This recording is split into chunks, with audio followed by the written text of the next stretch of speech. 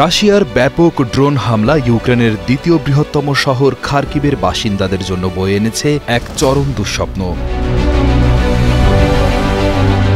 গত ২৩ নভেম্বর রবিবার রাশিয়া সেনাবাহিনী হঠাৎ করেই খার্কিভ শহরের ওপর এক বিশাল আকারের ড্রোন হামলা চালায়। আকাশ থেকে ঝাঁকে ঝাঁকে নেমে আসা এই মরণাস্ত্রের আঘাতে মুহূর্তের মধ্যেই তছনছ হয়ে যায় শহরের জনজীবন। এই হামলায় এখন পর্যন্ত ৪ জন সাধারণ মানুষ নিহত হওয়ার খবর পাওয়া গেছে এবং আহত হয়েছেন আরও অনেকে।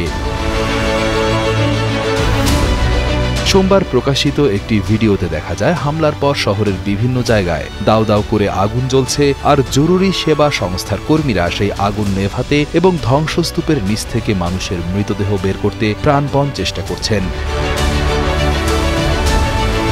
হামলার ভয়াবহতা কতটা তীব্র ছিল তা বোঝা যায় খার্কিভের মেয়র ইহোর তেলেখভের কথায়। তিনি জানিয়েছেন, হামলার পর ধ্বংসপ্রাপ্ত দালানের নিচ থেকে একজনের মৃতদেহ উদ্ধার করা হয়েছে এবং সব মিলিয়ে মৃতের সংখ্যা ৪-এ পৌঁছেছে।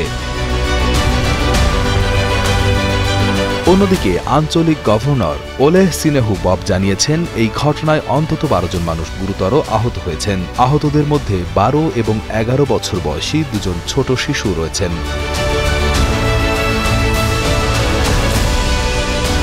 শহরের মোট ৬টি ভিন্ন ভিন্ন এলাকায় অন্তত ১৫টি আঘাত বা স্ট্রাইক রেকর্ড করা হয়েছে, যা প্রমাণ করে এই হামলাটি কতটা পরিকল্পিত এবং ব্যাপক ছিল। খার্কিভ শহরটি রাশিয়ার সীমান্ত থেকে মাত্র ৩০ কিলোমিটার দূরে অবস্থিত।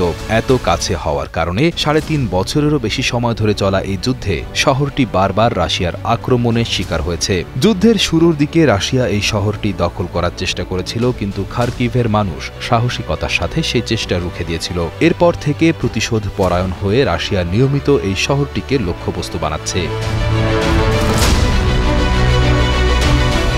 শুধু খার্কিভেই নয়, আরও দক্ষিণে নিপ্রোপেত্রোভস্ক অঞ্চলের গভর্নর জানিয়েছেন, মারহানেটস নামের একটি শহরেও রাশিয়ার হামলায় আরও ২ জন নিহত হয়েছেন। সব মিলিয়ে রবিবারটি ছিল ইউক্রেনের সাধারণ মানুষের জন্য রক্তক্ষরণ আর আতঙ্কের এক দীর্ঘ দিন।